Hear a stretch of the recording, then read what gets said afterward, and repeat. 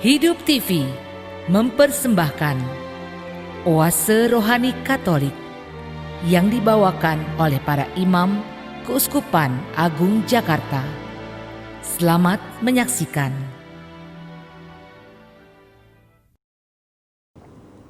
Sahabat Oase Rohani Katolik yang dikasihi dan mengasihi Tuhan, selamat berjumpa kembali dalam Renungan Oase Rohani Katolik. Sebelum memulai Renungan Oase Rohani Katolik ini, saya ingin memperkenalkan diri. Nama saya Petrus Yuwono Hendro Prasetyo MSF. Saya masuk dalam Kongregasi Para Misionaris Keluarga Kudus atau MSF. Saat ini saya bertugas sebagai direksi di PT Danita Oasis Lestari, yaitu sebuah perusahaan milik KWI yang bergerak di bidang rumah duka, krematorium, dan kolumbarium atau penyimpanan abu. Saudara-saudariku terkasih, sahabat Oase Rohani Katolik, marilah kita memulai renungan Oase Rohani Katolik ini dengan doa pembuka. Dalam nama Bapa dan Putra dan Roh Kudus, amin. Tuhan Allah Bapa yang Maha Baik, kami mengucap syukur kepadamu atas segala kasih, kebaikan, dan cinta yang boleh kami terima darimu. Bapa yang Maha Baik, melalui renungan hari ini, melalui sabda-sabdamu yang boleh kami dengarkan nanti, Engkau mengajak kami untuk menjadi pengikutmu yang setia, melaksanakan apa yang menjadi kehendak-Mu yang telah Engkau teladankan, yaitu mengasihi sesama kami dengan kesungguhan hati. Bantu kami ya Tuhan, agar kami dengan kesungguhan hati berani mencintai Engkau dan sesama di dalam kehidupan sehari-hari. Meskipun kami harus berjuang untuk mengasihi sesama kami, tetapi kami percaya Roh Kudus-Mu akan membantu kami. Bimbing dan dampingilah waktu kami untuk bermenung pada saat ini. Dampingilah melalui Roh Kudus-Mu agar kami dapat membuka hati, membuka budi kami, sehingga melalui permenungan ini kami sungguh-sungguh dapat meresapkan sabda-Mu yang akan menuntun kami di dalam kehidupan dan perjuangan kami setiap hari. Kami percayakan ya Tuhan waktu renungan kami ini ke dalam tangan-Mu melalui perantaran Putra-Mu terkasih, Tuhan kami Yesus Kristus. Dalam nama Bapa dan Putra dan Roh Kudus, amin. Sahabat rohani yang dikasihi dan mengasihi Tuhan, pada kesempatan hari ini kita akan mendengarkan bacaan pertama dari surat Rasul Yohanes yang pertama, bab 4 ayat 19 sampai dengan bab 5 ayat 4. Saya akan membacakannya untuk Anda. Barang siapa mengasihi Allah, ia harus juga mengasihi saudaranya. Surat Rasul Yohanes yang pertama, bab 4 ayat 19 sampai dengan bab 5 ayat 4. Saudara-saudaraku terkasih, kita harus mengasihi Allah karena Allah lebih dahulu mengasihi kita. Jikalau seorang berkata, "Aku mengasihi Allah," tetapi membenci saudara-saudarinya, ia adalah seorang pendusta, karena barang siapa tidak mengasihi saudaranya yang ia lihat, tidak mungkin ia mengasihi Allah yang tidak ia lihat. Dan inilah perintah yang kita terima dari Dia. Barang siapa mengasihi Allah, ia harus juga mengasihi saudaranya.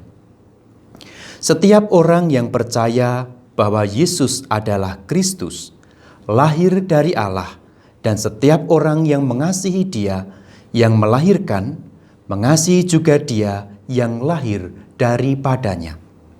Inilah tandanya bahwa kita mengasihi anak-anak Allah, yaitu apabila kita mengasihi Allah serta melakukan perintah-perintahnya. Sebab inilah kasih kepada Allah, yaitu bahwa kita menuruti perintah-perintahnya.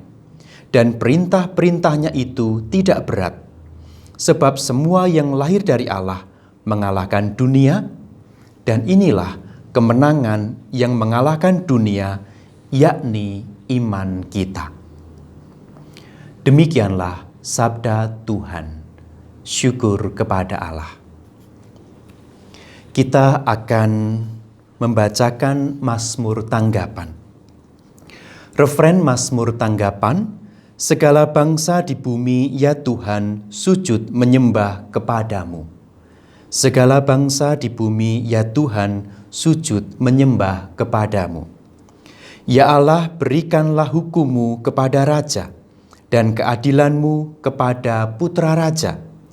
Kiranya ia mengadili umat-Mu dengan keadilan, dan menghakimi orang-orang-Mu yang tertindas dengan hukum. Segala bangsa di bumi, ya Tuhan, sujud menyembah kepadamu. Ia akan menebus nyawa karena dari penindasan dan kekerasan, darah mereka mahal di matanya. Kiranya ia didoakan senantiasa dan diberkati sepanjang hari. Segala bangsa di bumi, ya Tuhan, sujud menyembah kepadamu. Biarlah namanya tetap selama-lamanya. Kiranya namanya semakin dikenal selama ada matahari. Kiranya segala bangsa saling memberkati dengan namanya dan menyebut dia berbahagia.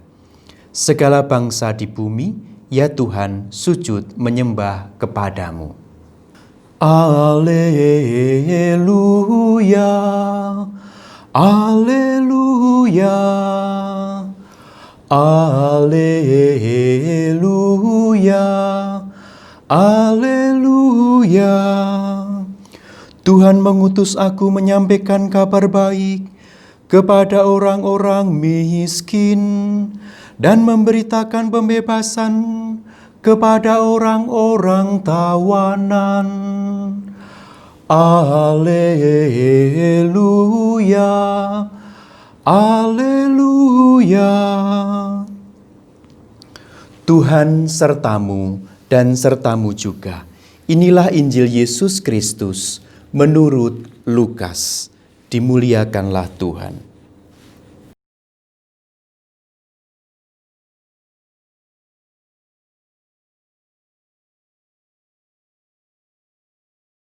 Dalam kuasa Roh kembalilah Yesus ke Galilea, dan tersiarlah kabar tentang Dia di seluruh daerah itu.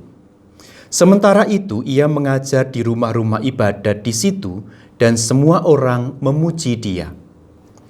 Ia datang ke Nazaret tempat ia dibesarkan, dan menurut kebiasaannya pada hari Sabat ia masuk ke rumah ibadat, lalu berdiri hendak membaca dari Alkitab.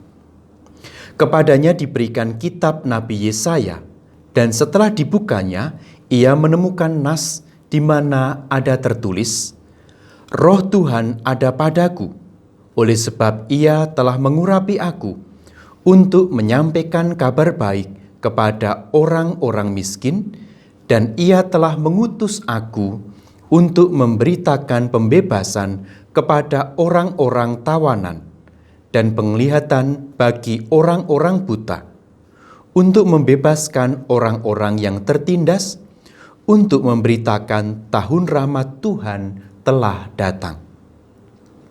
Kemudian ia menutup kitab itu, memberikannya kembali kepada pejabat, lalu duduk. Dan mata semua orang dalam rumah ibadat itu tertuju kepadanya. Lalu ia memulai mengajar mereka, katanya, pada hari ini, genaplah nas ini sewaktu kamu mendengarnya. Dan semua orang itu membenarkan dia, dan mereka heran akan kata-kata indah yang diucapkannya. Berbahagialah orang yang mendengarkan sabda Tuhan dan tekun melaksanakannya. Sabdamu adalah jalan, kebenaran dan hidup kami.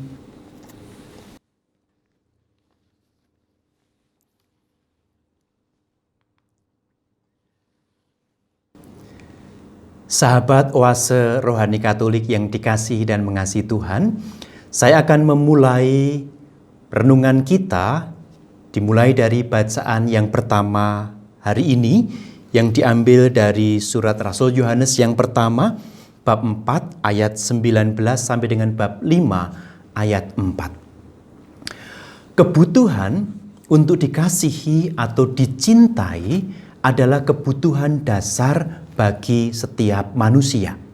Tidak ada seorang pun yang menolak untuk dikasihi oleh sesamanya.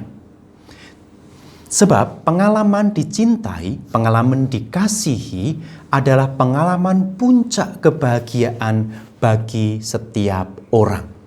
Meskipun demikian, ternyata dalam realitas kehidupan kita, banyak orang yang susah untuk mendapatkan kebutuhan dasarnya ini.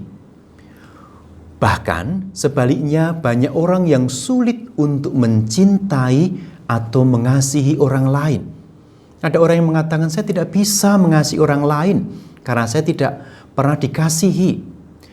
Bunda Teresa sendiri pernah mengatakan, being unwanted, unloved, uncared for, forgotten by everybody, I think that is a much greater hunger. Menjadi orang yang tidak diinginkan, tidak dicintai atau dikasihi, tidak dipedulikan, dilupakan oleh orang lain, aku rasa itulah kelaparan yang paling besar. Pernyataan Bunda Teresa ini tentu saja tidak beliau dapatkan dari kontemplasi yang mengawang-awang dan lepas dari konteks hidup manusia. Bunda Teresa menyatakan hal itu karena melalui mata batinnya beliau melihat dan menjumpai betapa banyak orang yang menderita karena tidak diinginkan, tidak dipedulikan, tidak dikasihi oleh sesamanya. Menjadi pertanyaan bagi kita semua adalah, mengapa orang begitu susah untuk mencintai sesamanya? Sahabat oase rohani Katolik yang dikasihi dan mengasihi Tuhan, bacaan pertama yang kita dengarkan hari ini berisi tentang pesan yang sangat tegas dari Santo Yohanes kepada kita semua para pengikut Kristus.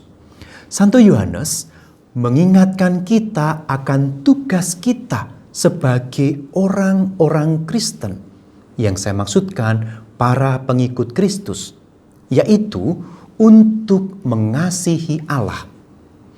Tugas untuk mengasihi Allah ini, kalau kita pikirkan sekilas, terlihat begitu abstrak, membingungkan kita. Namun, Santo Yohanes menjelaskan dengan gamblang bagaimana kita bisa mengasihi Allah.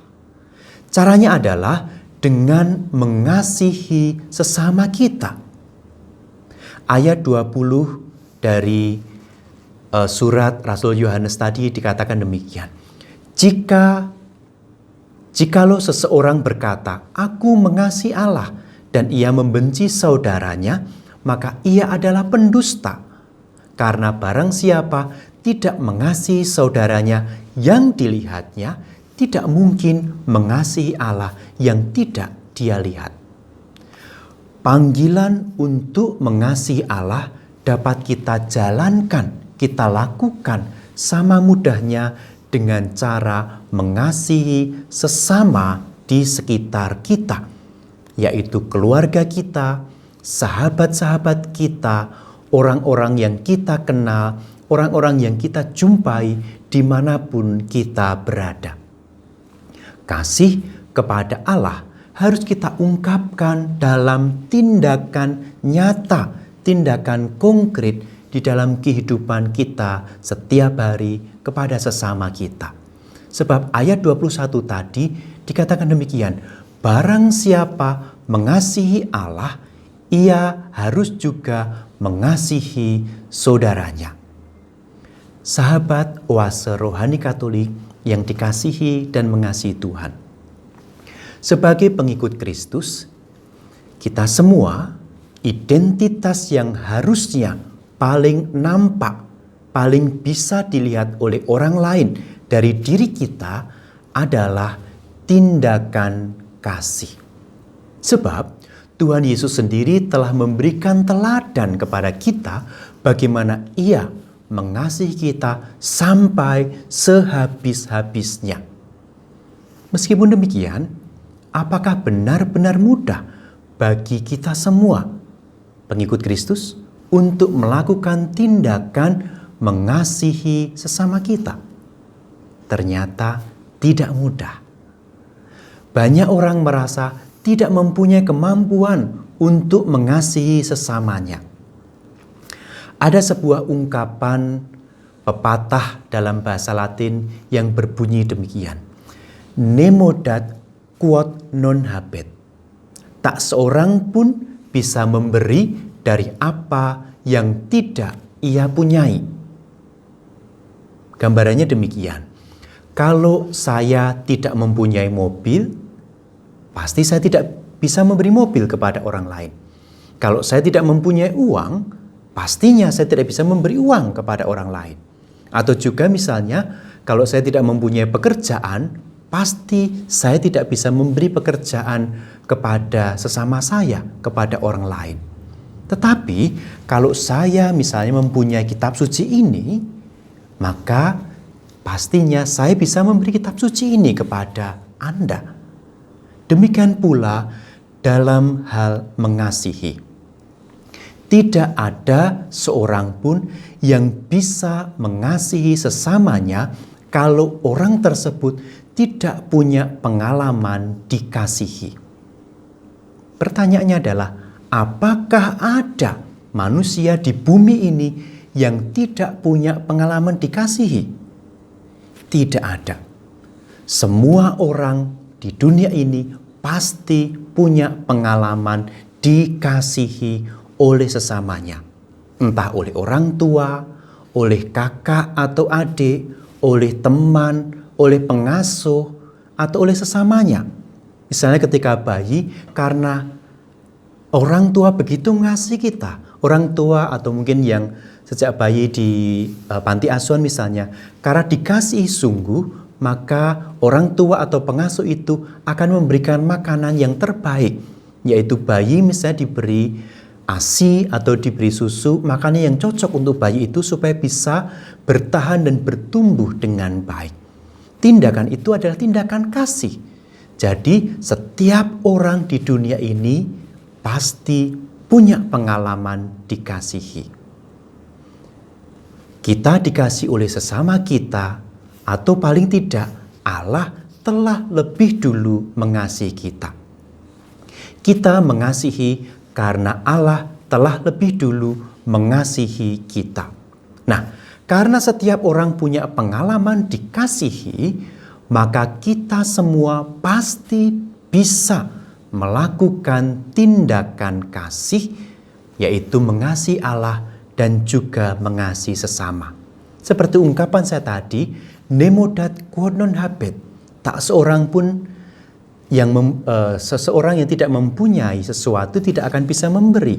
Sebaliknya, orang yang mempunyai sesuatu pasti bisa memberi.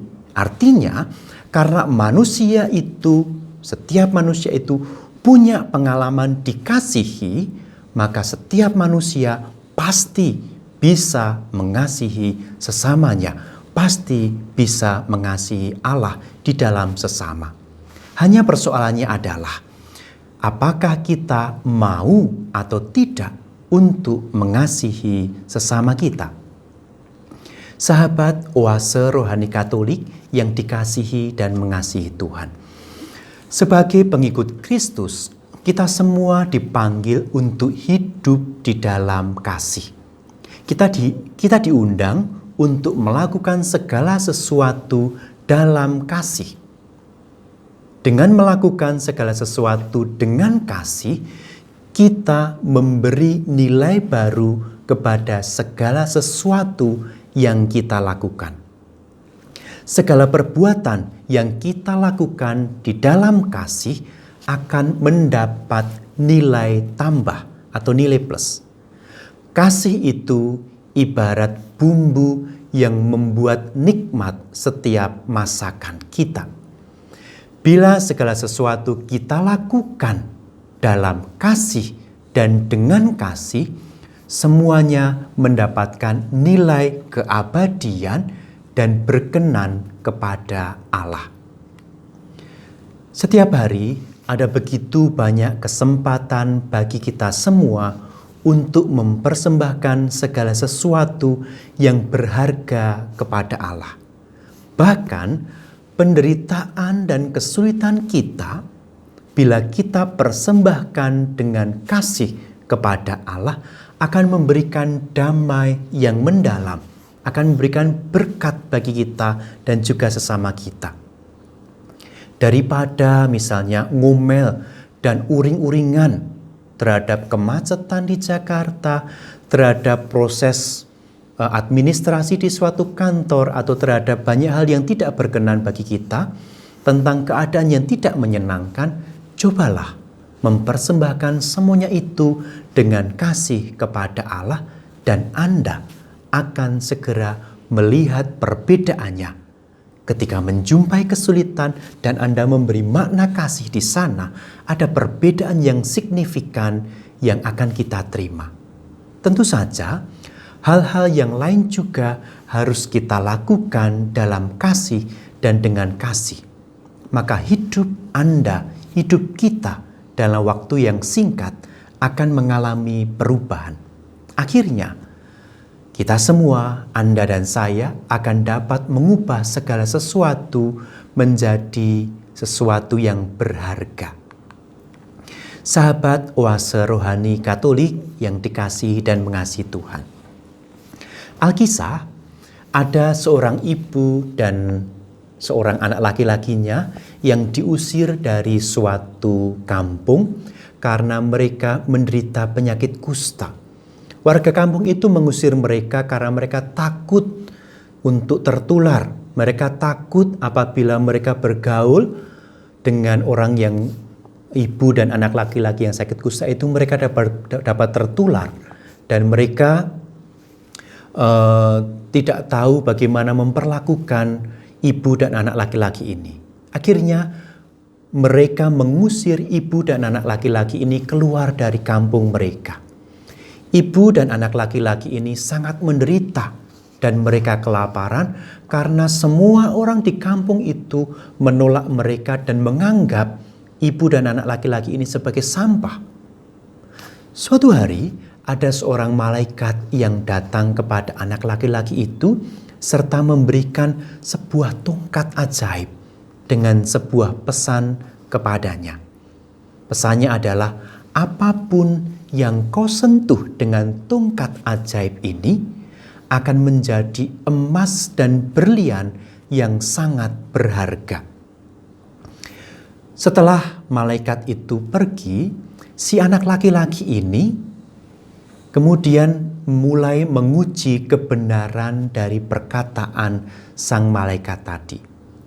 Ia menyentuh sebuah batu dengan tongkat itu, dan batu itu pun menjadi berlian.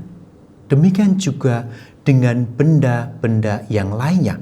Setiap ia sentuh benda-benda itu dengan tongkatnya, maka benda-benda itu menjadi emas dan berlian. Tuhan juga telah memberikan kepada kita semua sebuah tongkat ajaib. Sehingga apapun yang kita sentuh dengan tongkat ajaib itu akan berubah menjadi emas dan berlian yang sangat berharga dan berkenan kepada Allah.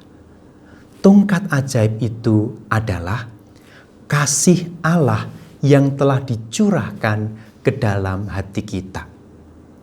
Segala sesuatu, baik itu hal-hal yang biasa maupun luar biasa, hal-hal dari kehidupan sehari-hari maupun dari peristiwa-peristiwa yang khusus, baik hal yang menyenangkan maupun yang tidak menyenangkan, asal kita sentuh dengan tongkat ajaib itu, yaitu kasih Allah yang telah dicurahkan kepada kita itu, akan berubah menjadi berlian, menjadi emas yang sangat berharga dan berkenan kepada Allah. Maksudnya, asalkan kita melakukan segala hal dengan kasih, semuanya itu akan berubah menjadi sesuatu yang sangat indah, yang sangat berharga. Maka, sahabat Oase Rohani Katolik yang terkasih, marilah kita semua sebagai pengikut Kristus, kita dipanggil untuk mengasihi Allah dalam sesama kita. Sebab dengan mengasihi sesama, banyak orang akan mengalami kasih Allah yang telah kita terima. Banyak orang yang akan mengalami cinta Allah. Banyak orang akan mengalami kehadiran Allah melalui sentuhan kita, melalui tindakan kasih kita. Sehingga mereka akhirnya mengenal Allah, percaya kepada Allah, dan diselamatkan. Demikianlah Oase Rohani Katolik yang dibawakan oleh para imam Keuskupan Agung Jakarta. Tuhan memberkati.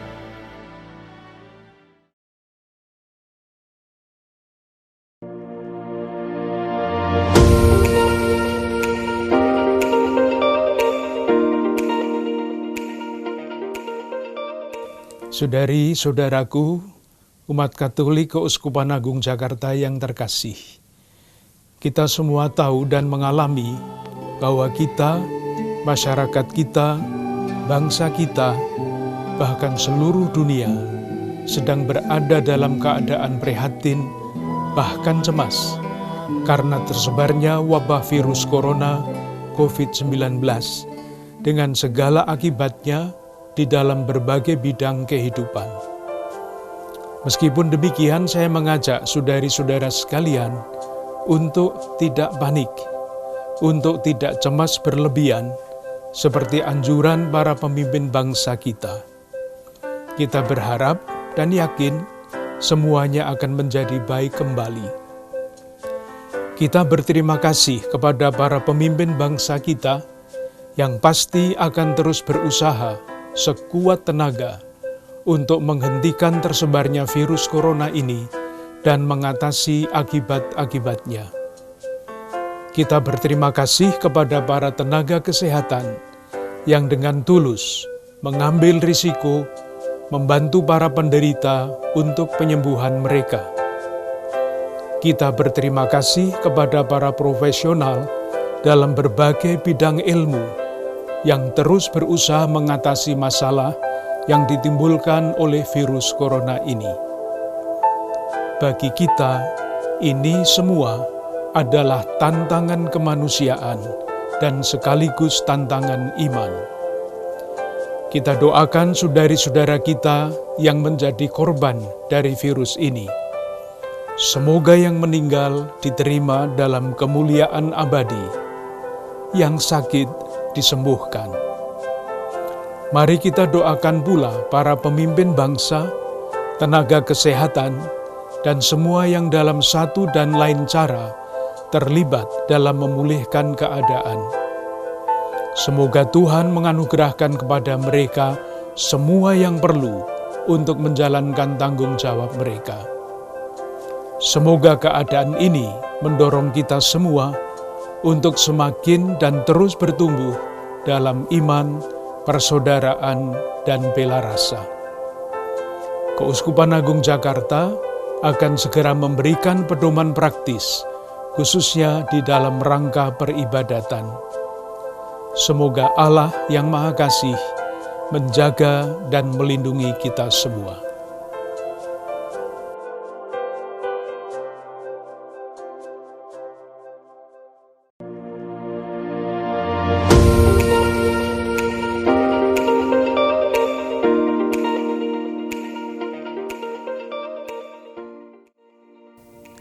Saudari-saudara umat Keuskupan Agung Jakarta, salam damai kasih Kristus. Saya akan menyampaikan petunjuk praktis aktivitas gerejawi di Keuskupan Agung Jakarta untuk mencegah penyebaran dan penularan virus corona. Pertama, sebelum perayaan Ekaristi. 1. Jendela dan pintu gereja dibiarkan terbuka. 2. Bersihkanlah kursi dan tempat berlutut, meja altar, mik, buku dengan desinfektan. 3. Bagi umat yang berdemam tinggi dan sakit pernafasan, batuk, pilek, sakit tenggorokan, serta mereka yang merasa dapat menularkan, tetap berada di rumah dan memeriksakan diri ke dokter.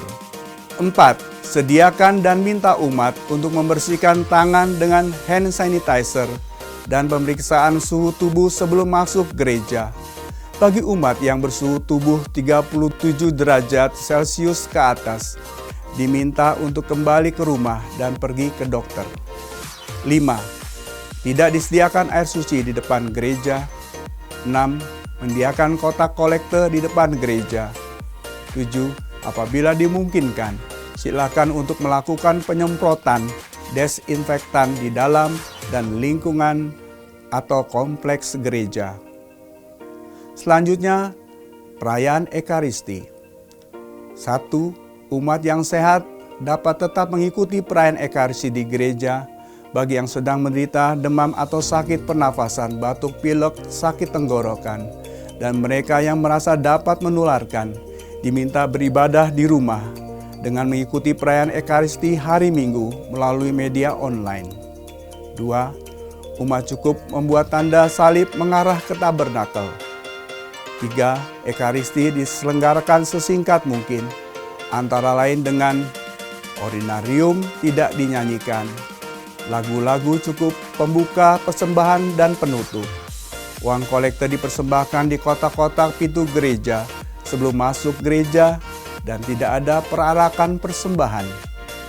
Salam damai ditiadakan, penerimaan komuni hanya diperkenankan melalui tangan saja, dan berkat anak ditiadakan. Selanjutnya aktivitas pastoral. Pertama, rapat-rapat sebaiknya via online atau ditunda.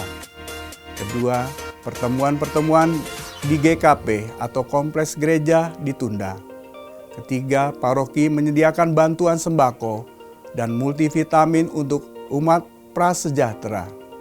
Keempat, saat ini juga menjadi kesempatan yang baik bagi umat Keuskupan Agung Jakarta untuk berbela rasa kepada tetangga yang membutuhkan dengan memperhatikan kesehatan diri. Selanjutnya, sakramen pengampunan dosa. Mengacu pada ketentuan Kanon 961 ayat 1.2, Bapak Uskup Ignatius Kardinal Suharyo menilai adanya kebutuhan berat untuk memberikan absolusi umum kepada umat beriman selama masa Prapaskah ini. Namun absolusi umum hanya dapat diberikan sejauh tuntutan Kanon 962 terpenuhi. Ada penyelesaian atas semua dosa, sehingga masing-masing berdisposisi layak dan berniat untuk mengakukan dosa-dosa berat satu persatu pada saatnya yang tepat setelahnya. Karena itu sebelum absolusi umum diberikan, hendaknya para peniten dipersiapkan secara sungguh-sungguh melalui ibadat tobat bersama. Absolusi umum ini hendaknya tetap memberi ruang bagi umat beriman yang ingin mengaku dosa secara pribadi. Selanjutnya ada catatan khusus. Pertama, petunjuk praktis ini akan selalu disesuaikan dengan situasi dan kondisi terbaru. Yang kedua, silakan Dewan Paroki Harian menyesuaikan petunjuk ini dengan kondisi dan situasi tempat atau paroki masing-masing. Saudara-saudari terkasih, marilah hidup sehat dan bersih. Kita berdoa agar wabah corona cepat berlalu. Tuhan memberkati.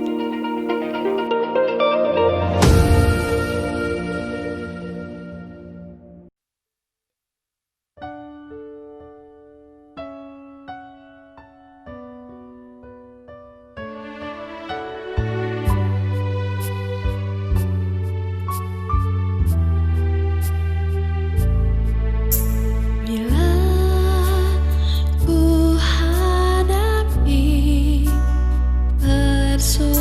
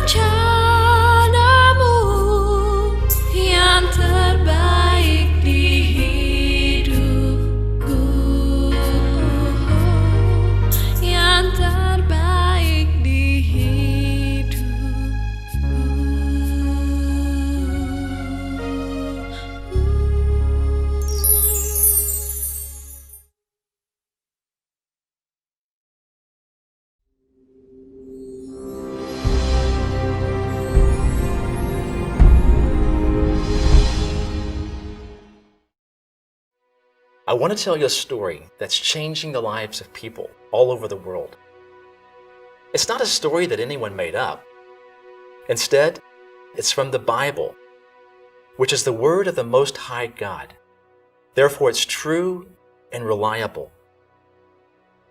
There's only one God, and He's the Most High God.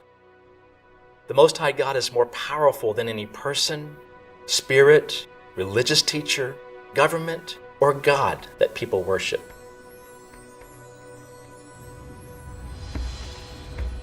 He existed in the beginning before there was anything else. When God began to create things, He just spoke, and everything came to being. He created everything on earth and in heaven. He created things we cannot see, like angels. Angels are beautiful spirits who worship and serve God in heaven. God also created everything we can see: the sun, moon, stars, the earth, and all the plants and animals. Finally, He created a man and a woman in His own image. When God created everything, He said, "This is really good." God gave the man and woman a beautiful garden to live in. Every day they walked together and had a wonderful relationship with Him and with each other. God told them to take care of the garden and to enjoy everything. He gave them a special command. He said, "You may eat the fruit of any of the trees in the garden. There's just one tree in the middle of the garden that you may not eat from. If you eat from the fruit from it, you will die." The man and woman's relationship with God and with each other was perfect. God created us to have this kind of relationship with Him and with each other.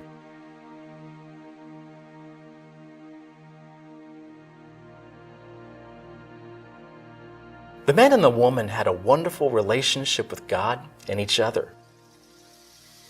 However, do you remember the angels God created? One of the angels became very proud.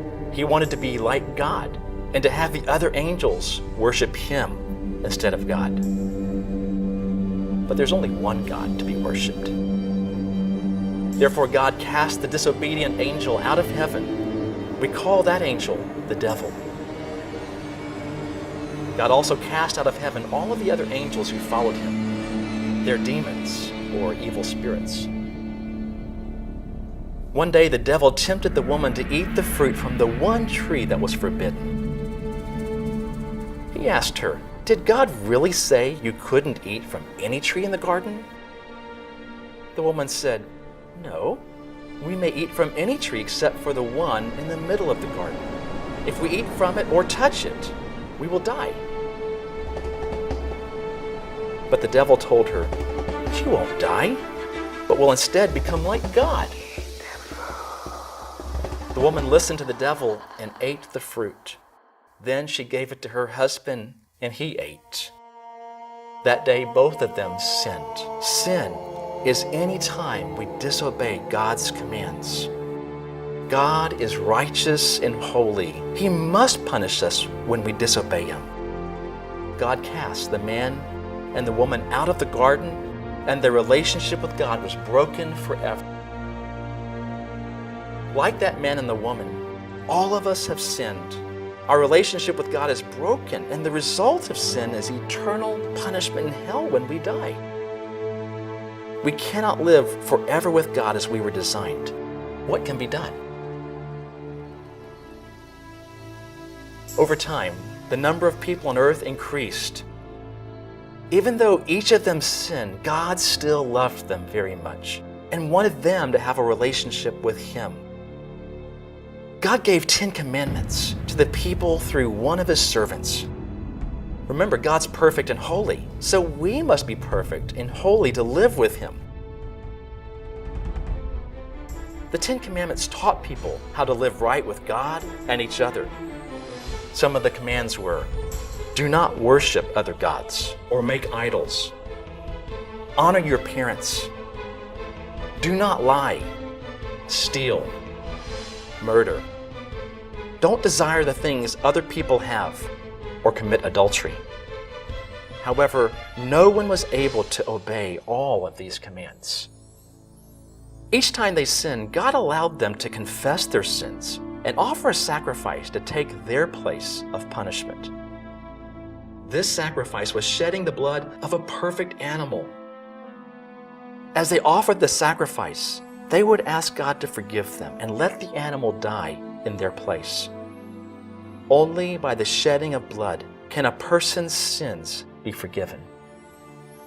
However, as time went by, their hearts were no longer sorry for their sins. Instead, their sacrifices just became empty rituals.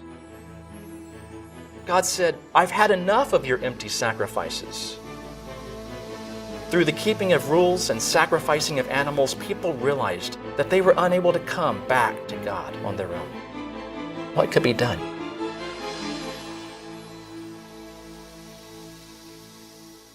God still loved the people of the world very much. Therefore, at just the right time, God sent Jesus to show people how to mend their relationship with Himself. Who is Jesus? Jesus is God's one and only Son. Jesus was a wonderful teacher.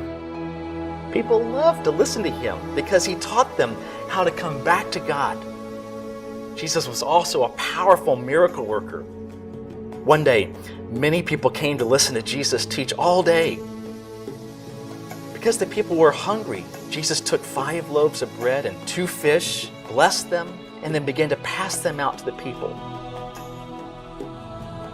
That day, over 5,000 people ate and were satisfied. Jesus' power is able to satisfy our needs. Another time, Jesus crossed a large lake on a boat with His followers. While Jesus was asleep, a powerful storm came up. Jesus' followers woke Jesus up and said, "Master, we're about to die."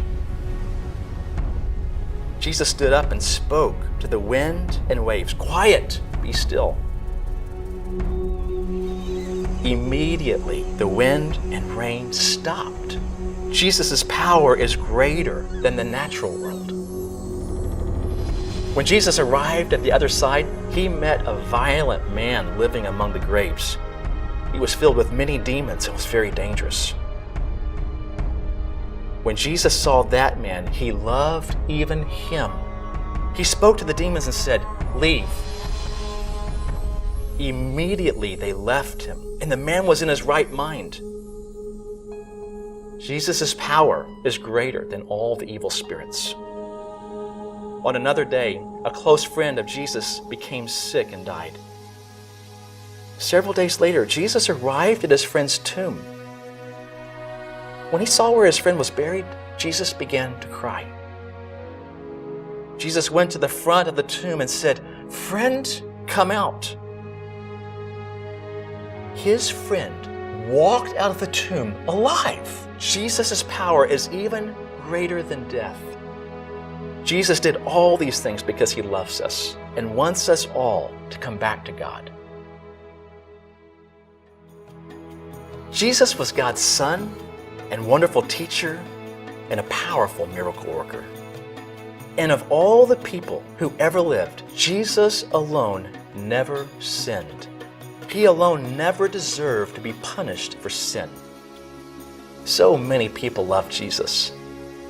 However, some religious leaders were jealous of Jesus.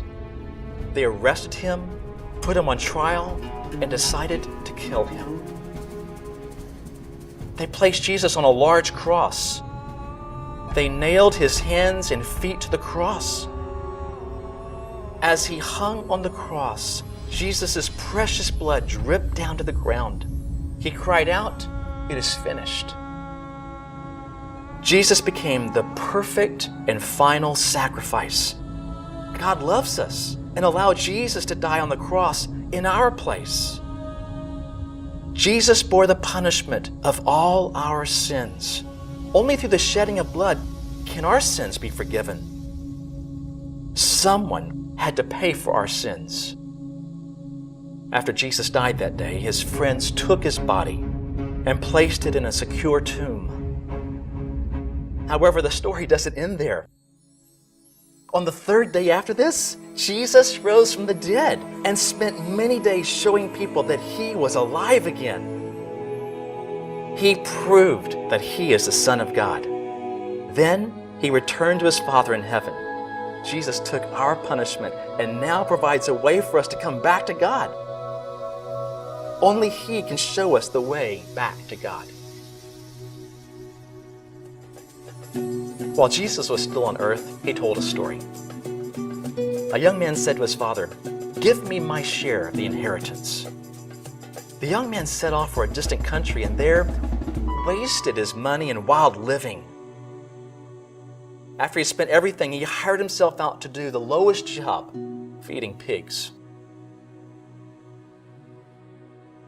One day he came to his senses. He thought, "How many of my father's hired workers have food to spare, and here I'm starving to death? I will set out and go back to my father and say to him, 'Father, I've sinned against heaven and against you. I am no longer worthy to be called your son. Please, just make me like one of your hired workers.' So he got up and went to his father. But while he was still a long way off, his father saw him and was filled with compassion for him. He ran to his son, threw his arms around him, and kissed him. The son said to him, 'Father, I've sinned against heaven and against you. I'm no longer worthy to be called your son.' But the father said to his servants, 'Quick, bring the best robe and put it on him. Put a ring on his finger and sandals on his feet. Let's have a feast and celebrate. For this son of mine was lost and now has been found.' All of us are like the young son. We've all sinned and left God our Father. But like the son, we can come back to God. We all must ask forgiveness for our sins and return to God to have the life he wants us to have as his children. Jesus said, 'I am the way, the truth, and the life. No one comes to the Father except through me.' Would you like to let Jesus bring you back to God?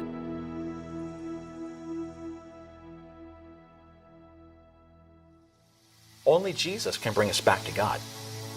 To go back to God, you must admit to God that you have sinned against him. You must believe that Jesus died in your place to take your punishment and ask God to forgive you. You must put your trust in Jesus only to bring you back and give you eternal life as God's child. From that point on, you must obey Jesus as your new master. The Bible says, 'For God so loved the people of the world that he gave his one and only Son, that whoever believes in him shall not perish, but have eternal life.' You may go to God as the young man did when he returned to his father, saying something like this, 'God, I know you love me. I've sinned against you, and I'm sorry. I believe and trust in Jesus as the perfect sacrifice to take my punishment. God, please forgive me. I agree to joyfully obey Jesus as my master from this moment on. Thank you for my new and eternal life as your child.' Why don't you call out to him right now?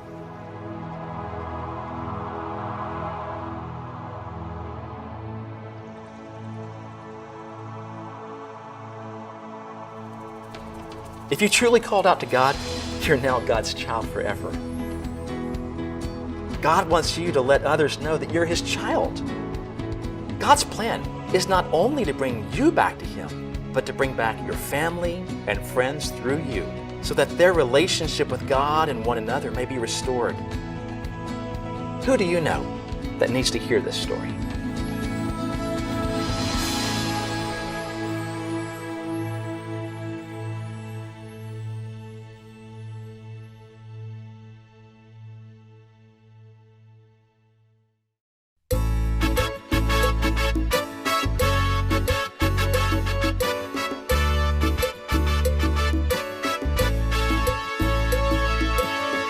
Kami menyanyi lagunya asli, la la la, la la la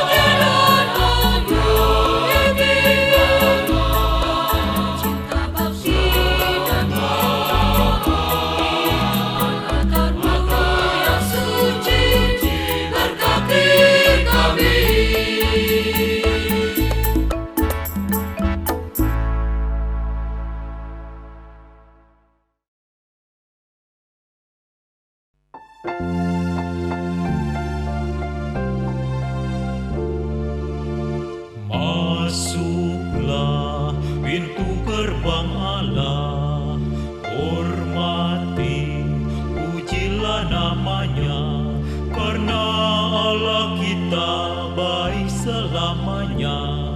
Datang pada Tuhan dengan bernyanyi, tiup dengan merdu bunyi sangkakala, bersorak baginya hai seluruh bumi, berbaktilah dengan sukaria. Masuklah pintu gerbang Allah, hormati, pujilah namanya, karena Allah kita baik selamanya. Bangunlah betangnya di hutan rimba, tanam pohon-pohon daunnya mereka. Hadap pada Tuhan bernyanyi gembira, sadarilah Tuhan itu Allah. Masuklah pintu gerbang Allah, hormati, pujilah namanya, karena Allah kita baik selamanya. Cemara menjulang tinggi pohonnya, dahan telah patah gugurlah daunnya. Cinta kasih Tuhan kekal selamanya, setianya tetap selamanya. Masuklah